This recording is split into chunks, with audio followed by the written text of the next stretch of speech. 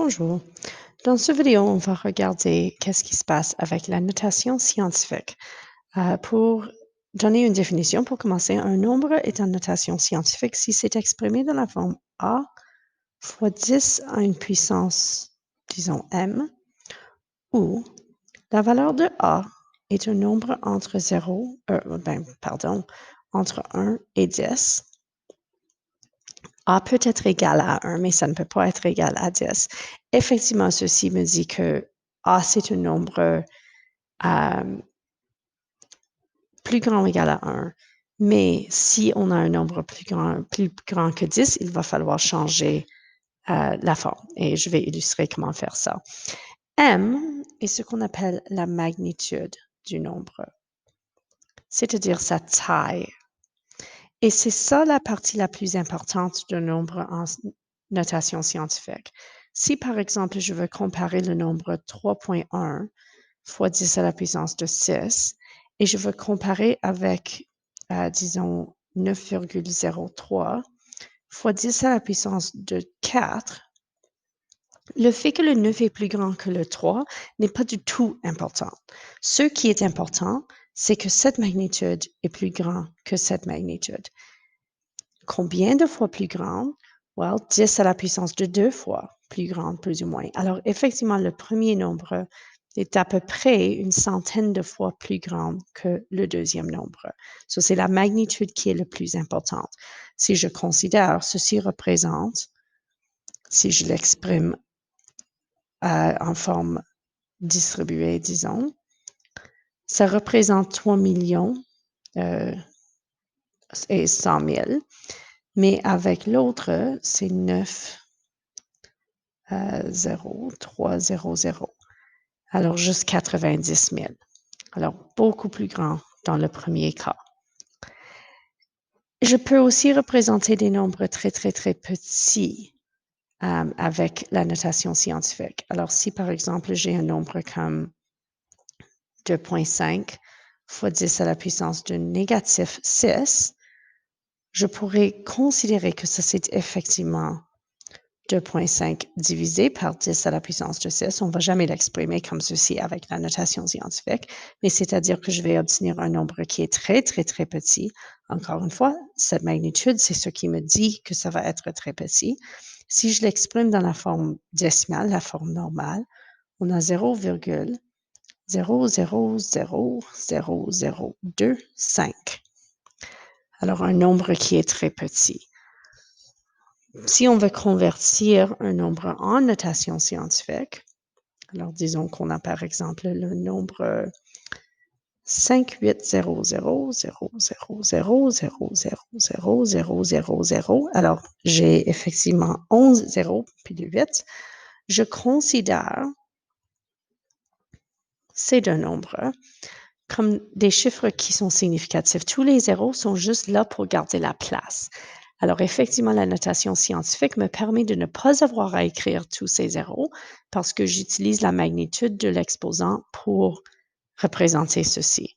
Alors, j'ai 5,8 parce que je ne peux pas utiliser 58. Je dois utiliser un nombre entre 1 et 10 fois 10 à une puissance donnée. Alors, je considère combien de places décimales je dois garder. Alors, j'ai 1, 2, 3, 4, 5, 6, 7, 8, 9, 10, 11, 12. Alors, 10 à la puissance de 12. Même chose pour un petit nombre. Alors, disons qu'on a 0,000000000000058. Encore une fois, on va utiliser 5,8 comme valeur de A, des chiffres, mais seulement un nombre entre 1 et 10. Alors, je dois utiliser 5,8.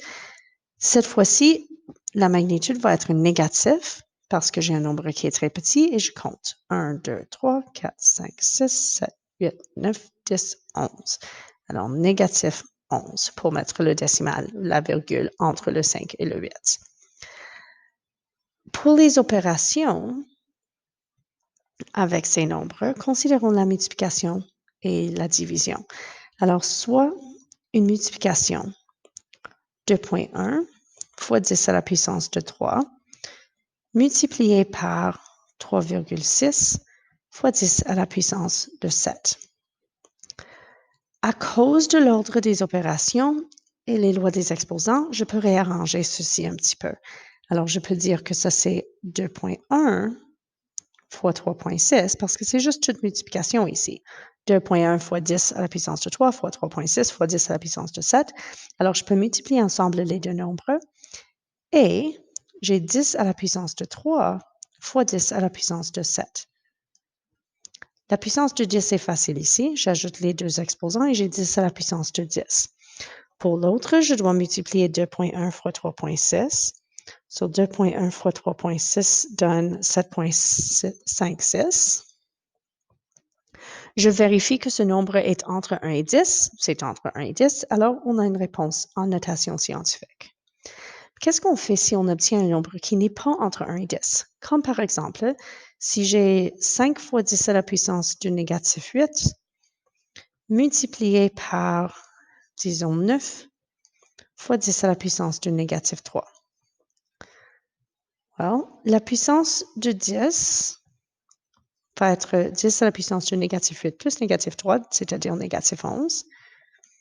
Et 5 fois 9 donne 45. Mais 45 n'est pas entre 1 et 10. Alors, je dois convertir ceci à 4.5. Pour convertir 45, je m'excuse, à 4.5, il faut que je divise par 10. Mais je ne peux pas juste diviser par 10 parce que ça va changer la valeur du nombre. Alors, pour garder le bilan, je peux diviser par 10 si je multiplie aussi par 10. Et cette multiplication par 10 va changer la puissance ou la magnitude. Alors, c'est comme 10 à la puissance de 1. Alors, je finis avec 10 à la puissance du négatif 10. So, il faut toujours vérifier que ce nombre soit entre 1 et 10. C'est la même chose avec la division. Si j'ai, disons, 2 fois 10 à la puissance de 9, divisé par, disons, 5 fois 10 à la puissance de 4, je peux faire la division de 2 par 5. So, 2 divisé par 5, c'est 0.4. Et 10 à la puissance de 9 divisé par 10 à la puissance de 5, c'est 10 à la puissance de 9 moins 4, pardon, pas 5, 9 moins 4 qui égale 5. Mais encore une fois, j'ai un nombre qui n'est pas entre 1 et 10. Alors, je dois convertir ceci à 4, ce qui nécessite une multiplication par 10. Mais je ne peux pas juste multiplier par 10 sans aussi diviser par 10 pour garder la valeur la même. Alors, quand je divise par 10, j'ai 10 à la puissance de 5 divisé par 10 qui donne 10 à la puissance de 4. Et ça, c'est la réponse finale. Pour multiplication et division, on peut utiliser la commutativité de la multiplication et les lois des exposants. Mais avec l'addition, disons que je vais ajouter ensemble deux nombres. Ou soustraction, c'est exactement la même règle. Alors, si par exemple, j'ai 3 fois 10 à la puissance de 5 plus 7 fois 10 à la... Oh non, je ne vais pas faire 7, je vais faire 5, juste pour être moins difficile à la fin. So, 3 fois 10 à la puissance de 5 plus 5 fois 10 à la puissance de 5. Puisque les magnitudes sont les mêmes, je suis capable de travailler avec. Mais ici, à cause du fait que j'ai une combinaison de multiplication et addition, j'ai des multiplications ici et j'ai une addition au milieu, je ne peux pas faire l'addition avant de considérer les multiplications. Mais dans ce cas, je suis capable de factoriser le facteur commun de 10 à la puissance de 5. Alors, 10 à la puissance de 5, c'est un facteur commun. Et j'ai donc juste 3 plus 5, alors 8 fois 10 à la puissance de 5. La magnitude ne change pas. Si je considère qu'est-ce qui se passe avec ces nombres dans la forme normale, c'est-à-dire si j'ai 300 000, ça c'est 3 fois 10 à la puissance de 5, et 500 000, c'est 5 fois 10 à la puissance de 5, je finis juste avec 800 000. La magnitude, la taille de ce nombre n'a pas vraiment changé. On a toujours 5 zéros. Cependant, si je veux ajouter des nombres avec des bases différentes, c'est-à-dire des magnitudes différentes, 3 fois 10 à la puissance de 8 plus 5 fois 10 à la puissance de 5. Là, je ne peux pas factoriser tout. Like, on peut considérer, well, j'ai toujours un facteur commun de 10 à la puissance de 5 ou whatever. Mais si les magnitudes sont tellement différentes, la somme va vraiment être juste le plus grand nombre. Pas exactement, mais presque. So, si je considère qu'est-ce qui se passe avec ces nombres dans leur forme normale, so 3 fois 10 à la puissance de 8, c'est 300 millions. Et 5 fois 10 à la puissance de 5, c'est 500 000. Quand j'ajoute ces deux nombres ensemble, j'ai essentiellement 300 millions 500 000. Mais en notation scientifique, ça c'est 3,005 fois 10 à la puissance de 8, qui est presque la même chose, honnêtement, que la valeur originale de 3 fois 10 à la puissance de 8.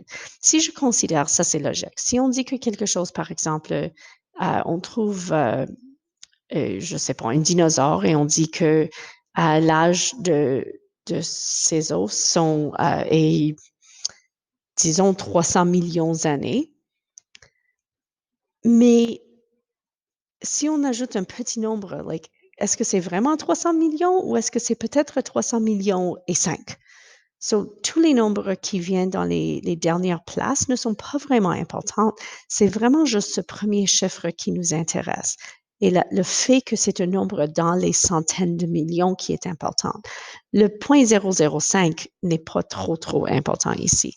Alors, dans l'addition et la soustraction, c'est la plus grande magnitude qui va être le plus important.